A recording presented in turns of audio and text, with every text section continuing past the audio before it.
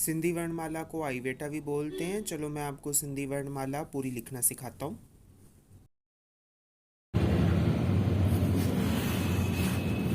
पहला अक्षर अलिफ अ, दूसरा ब, फिर इसको बे बोलते हैं, ये बे, फिर पे, फिर भे, फिर ते, ठे, टे, फे,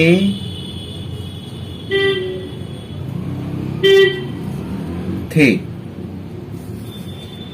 उसके बाद फे,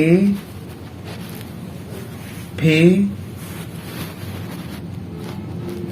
गाव, वे, नी,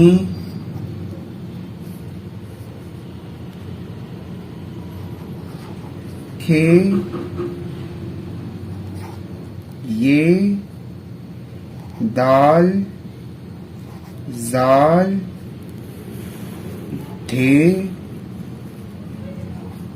डे, डे, ढे, फिर हे, जीन, दे, ने, चे, छे, खे, फिर एन, ngैन, रे, जे, रे, फिर मीम, फिर नून, फिर लाम, फिर सीन, फिर शीन, फिर वाव, फिर वडो काफ, फिर स्वाद, फिर जान, फिर नुए, फिर जुए,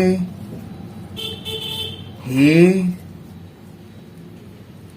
जे,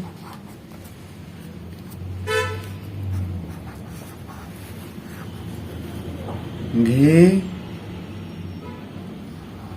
काफ, हमज़ो। ये सिंधी वर्णमाला पूरी हुई।